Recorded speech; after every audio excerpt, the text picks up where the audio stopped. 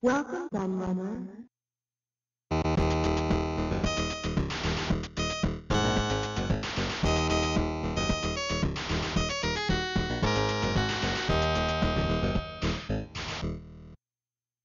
Hey everybody, Kieran aka The Laird here, and I'm back with another magazine retrospective for you. And as you can see, this is part 3 of my Ultimate Future Games retrospective, third and final part. So looking at the last 4 magazines that I've got that you haven't seen yet, although you would have seen the covers, because the covers for all these 4 did actually appear in the background of the last 2 videos. So I've changed the ones in the background so I can look at these ones. So again, as I said in the last one, I'm not going to go into the history or anything like that of the magazine because I covered that in the first episode. So what I will do is, on the screen right now, I'm linking the first episode of Ultimate Future Games retrospective. So obviously if you haven't seen that, you should be watching that first, really, to watch these in order. Because I do tell you a lot about the situation with magazines at that point, how this came about and stuff like that. All interesting background, and I say I'll put the link in the description as well. And up on the screen right now in the top right hand corner, I'll put the link to part 2 if you want to follow by watching that, which you should do. It doesn't matter too much really if you watched 2 and 3 out of order, but you should really watch them in the correct order. And again, I'll put the link for episode 2 in the description as well. But we are going to kick it off with issue 15. February 1996, Ultra 64, boom on the cover there. They were always doing something about the Ultra 64 in the magazine, as you would have seen from previous videos. They like to just sort of do a puff piece about it almost every issue, but this time it actually makes the cover as they give definitive details about it.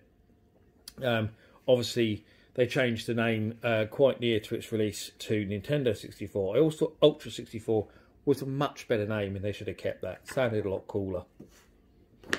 So let's start off as Sega Rally, which is always good to see.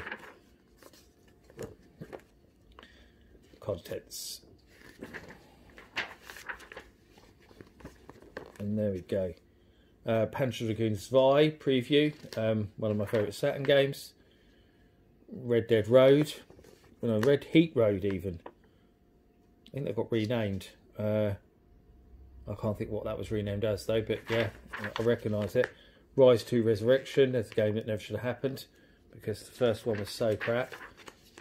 Skyhammer, they previewed that a few times in here actually. As far as Jaguar games goes, they did actually hype it up a fair amount. Probably because it was Rebellion, obviously, who'd done Alien vs Predator. So, and it's a shame it never got the proper commercial release. Ended up getting released much later on by Songbird, of course. But a fantastic, fantastic game that really showed what the Jaguar could do. Fireman 2 PlayStation, Sidewinder PlayStation, Floating Runner PlayStation, Into the Shadows CD-ROM PC, Amok on the Saturn, great game. That Scorcher on the Saturn, another great game. Style Fader. If I pronounced that right, I'm not sure I have, on the PlayStation. Shell Shock, PlayStation, Saturn, PC. Core Design, of course, good game. Best of this one's video CDs. The old console barometer. Oh look, Jack at the bottom. What a big surprise. There's Quake, Ultra 64 and PC they're talking about at this point. Which is funny because I remember them announcing it for the Jaguar.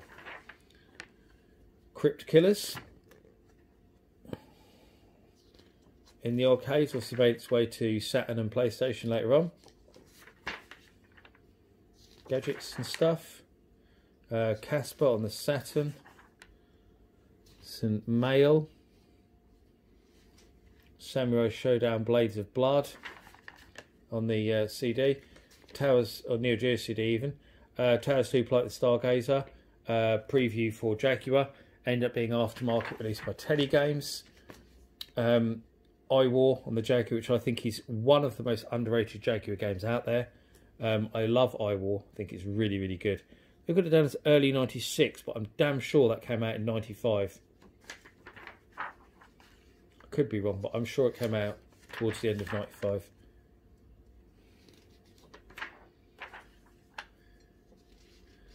Super Mario 64. Kirby Bowl 64, Pilot Wing 64, Mario Kart R, Wave Race 64. Legend of Zelda, of course, Shadows of the Empire, Star Fox 64, Buggy Boogie 64, Body Harvest, GoldenEye, Creator, Blast Dozer. And then talk about Silicon Graphics and what they're all about and what the hardware does. That was a big hype point of the Nintendo 64, Ultra 64, the whole Silicon Graphics thing. In the end, the hardware was nowhere near what they actually promised, not even close. And with it being kart as well, I think that caused issues with it as well. But I'm not a fan of the Nintendo 64. For me, it's one of my least favourite consoles ever. I don't see why so many people seem to love it. I think it's a love or hate console, because I know a lot of other people who hate it as well, to be fair. Hated the controller, and I thought the hardware was woefully underpowered for what it was initially promising and what it should have been. And it was absolutely trounced by the PlayStation, but it should have been trounced by the Saturn really as well, because Saturn had a lot more to offer, in my opinion, than Nintendo 64 did. Sega Rally, which they loved and gave 93, which is good, because it was an amazing game. Possibly my favourite Saturn game. 88 on is that Duke Nukem 3D? Sorry, that's the PC version I reviewed. Good game, I like that. PO'd on the 3DO 61. Ridge Racer Revolution 91, good game. X-Men Children of the Atom on the Saturn, absolutely fantastic game, 90%. Hexen, that's the PC version, 90%. I like Hexen, good game. Psychic Detective on the 3DO, they gave it 83. Virtua Racing, that's the Saturn version, 42. It wasn't very good, was it? It's because Sega palmed it off to Time Warner, and it really wasn't as good as it should have been. It should have been better than the 32X version, and it wasn't really. It had more tracks, but it didn't control as well and stuff like that. It was a bit flawed. Then we've got their Return Fire 84. Yeah, great game. 11th Hour. PC CD-ROM 69. High Octane 73. Yeah, it's alright. It was quite a glitchy game in many ways though. Super X, potentially called Supercross. Gave it 2 pages, strangely, and then gave it 18%. I never understood why they did that sometimes. It is a terrible game, really terrible game. I think it's the worst Jaguar game, Supercross 3D. It's actually known. Off-World Interceptor, which version's that? The Saturn version, 60%. Which is funny because when they reviewed it on the 3DO, they really liked it and they gave it 80 something. It was in one of my previous videos. And then it comes out on Saturn where it's actually better and they gave it 60. So again, it shows their strangeness in terms of review scores. I don't think it deserved the 80. 60 is probably what it does deserve because it wasn't that great a game. But again, it just shows their strangeness with scores. The Dig, PC CD-ROM 85. Agile Warrior 47 on PlayStation. World Cup Golf. There's Third Degree. So again, Daryl's still in there talking about lots of things like he quite often was. Atari. And there we go. Next one. Darkstalkers on the cover there. Very cool cover. I like that a lot. World exclusive. That's a cool image as well. So there's a regular Ultra 64 puff piece. It's in every single issue that I always mention. A bit more than usual there. It's 4 pages. Always gets at least one. Every issue had to have a puff piece. Not really telling you anything about that. Firestorm, Thunderhawk 2, PlayStation Saturn PC preview. Horned Owl, Blown Machine Head. Like Blown Machine Head. Crazy Ivan, I love that on the Saturn. That's the PlayStation version there.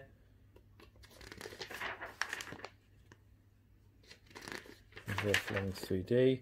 Alone in the Dark, Jackie's Back. PlayStation Saturn 3DO preview. The console barometer. Jackie doing badly as always. ZX. PlayStation.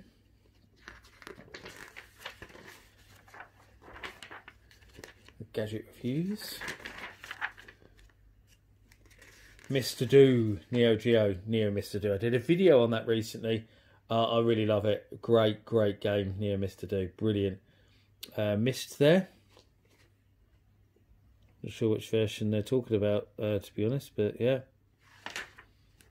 Indy 500. There's the mailbag. Burn Cycle, CDI. Tilt, PlayStation Saturn. Good pinball game. Wolf Fang, PlayStation. Dorioki, PlayStation. In the Hump, PlayStation. It's on Saturn as well. Good game. Alien Odyssey, PlayStation Saturn. I think it was any PlayStation, wasn't it, in the end?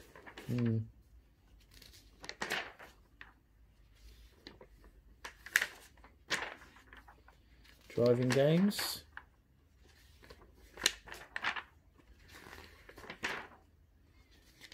Fantasy Island. Not really sure what all that's about. Healthy Gaming, yeah. And there's Darkstalkers, the cover article. There we go, they really liked it. PlayStation, 90%. That's not the Saturn version. I thought the Saturn version was the better version, because that's his RAM card, isn't it? And 2D fighters were always better on the Saturn. Defcon 5, 88. Again, actually, I'm surprised I didn't hate Darkstalkers just because it was 2D. And they always got upset about 2D games for some reason. So that's Defcon 5 on the 3DO, 88.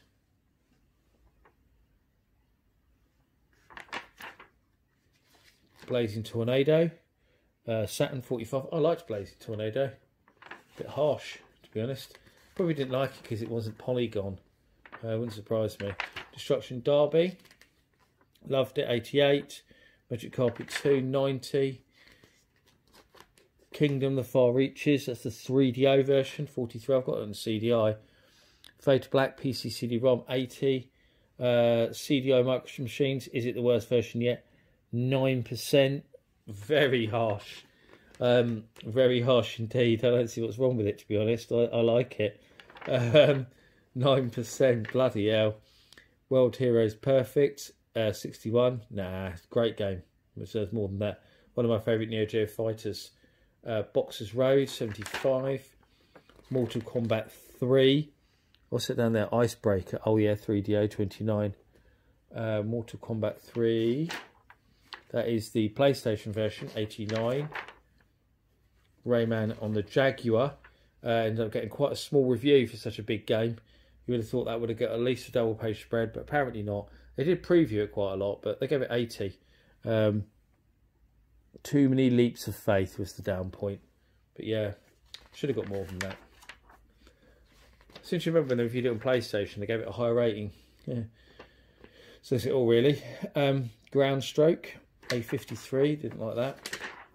Race Driving, is that the Saturn version? It is, yeah. 20%. So yeah, they loved that. It's staying in Japan. It was developed. Yeah, not a good conversion. Never played it actually, the Saturn version of Race Driving. You'd expect it to be like Arcade Perfect and really good, but obviously not. Zero Divide, 80. Outlaws of the Lost Dynasty, 35. I've got that on the Saturn. Yeah, it's not a great fighting game. Need for Speed, that's the PC CD-ROM one, 92. Total Eclipse, 40%. Discworld, 89. Tiny little review there. More tiny reviews. Collect the Blood, 65. Rapid Reload, 71. Ridge Lord Saga, 59. Third Degree. There's quite a few entries again. Daryl Steele's in there, as always. And that's that. All of that issue. So now we've got issue 16, March 1996. One Up, We Save Your Life. So they've decided to tell you that they've done a big article on tips and cheats. Not that exciting. Probably the worst cover I've seen, actually. Really crap cover. I really don't think much of that at all. And then they've got that nice piece of artwork inside. So, yeah. Shame they didn't make that on the cover then, really. And there's their exclusive Killer Instinct 2.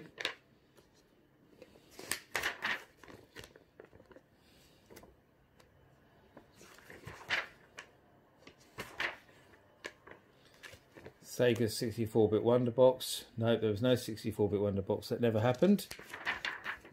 There was a lot of people talking about some kind of 32X like I had on for the Saturn. Yeah, it never came out. Atari to quit again. Talking about Atari leaving the industry completely. Guardian Heroes, brilliant game. The console barometer, Jaguar dead, pretty much at the bottom there. What year was this? What time? Oh, March '96 again. Yes, it probably pretty much was dead then, because it probably would have been about the time that they actually quit the industry. Neo Geo CD-Z, an improved, faster speed Neo Geo CD. It's the one to own. Ripper, PC and PlayStation. Manx TT, brilliant game. Loved it on the Saturn. Look to the skies. Tension RPG heads. There's another little bit of a Jaguar there actually. About it being put down to 100 quid. Says a lot, doesn't it, really? About how bad it was done at that point of selling it for 100 quid. There's our usual Ultra 64 puff piece that they have to have in every single issue. Mailbag and video CDs. Virtuous Sonic, so arcade and Saturn. Never came to the Saturn. Sonic the Fighters in the arcades. It's a okay game. Gimmicky, really. It was a gimmick. Phase Zero, Jaguar. Never got released, but the prototype that is out there is seriously impressive. Let's go to reviews. So here's our tips and cheats, which is not interesting at all, really. So we'll skip through that.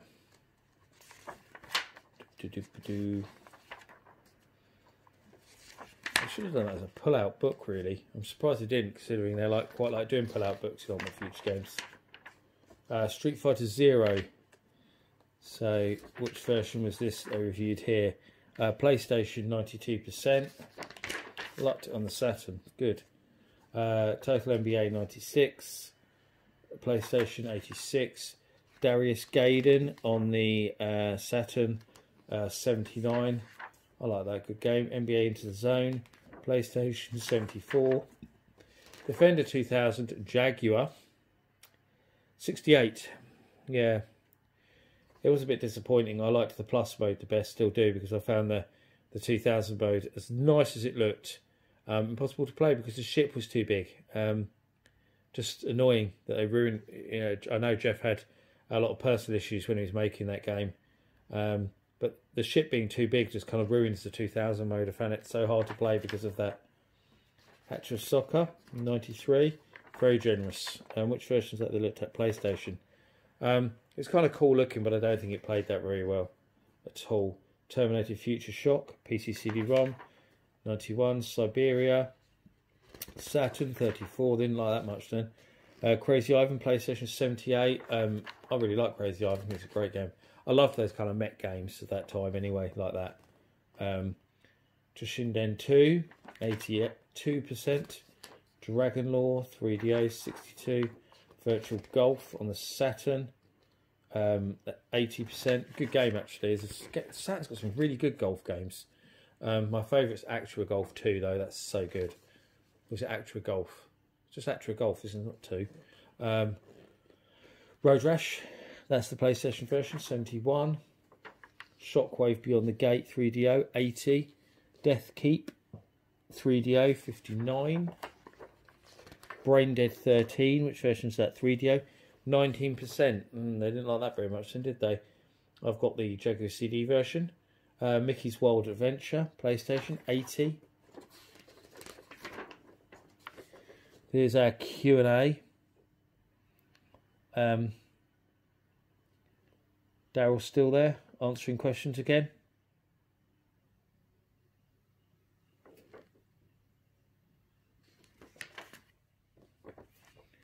Right there until the end, pretty much. Old Daryl.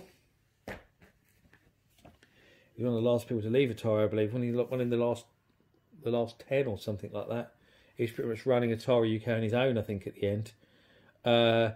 Ultimate Future Games issue 14. January 1996. So 100% 1996 as they moved into a new year. So nothing specific on the cover. We've just got the PlayStation, the Ultra 64 and the Saturn there. They clearly saw them being the big three, which they did end up being somewhat, I suppose.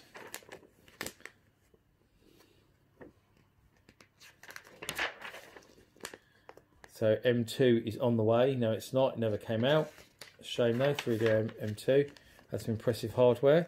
Ridge Racer Revolution preview. Battle Arena Toshinden hit Saturn, and yeah, nowhere near as good as the PlayStation version. There's some quite dodgy textures and transparencies on it. Didn't look that good.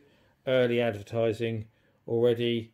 You can't buy this. Wait for it. You can never buy it because the Ultra 64 wasn't called that. In the end, it was a Nintendo 64. And as I said before, I wish I hadn't changed the name because Ultra 64 was a lot cooler. Even more return fire for the sequel, 3DO. No surprise, it was a great game. Supertone, that wasn't a great game. Shadows of the Empire.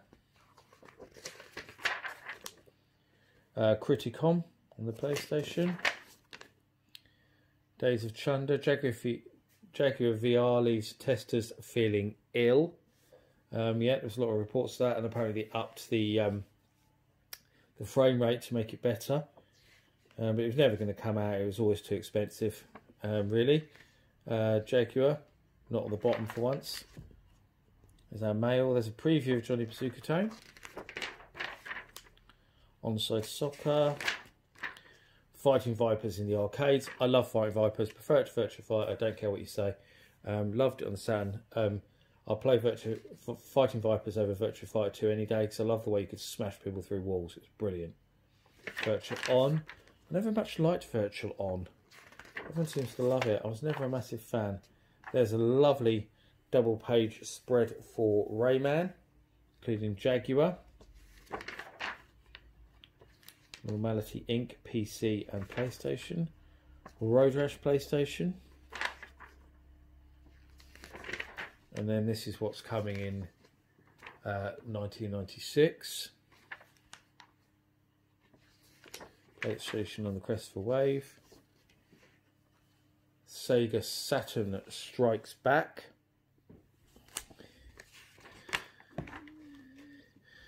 .3DO. Most Wanted. Jaguar. A Perfect Future.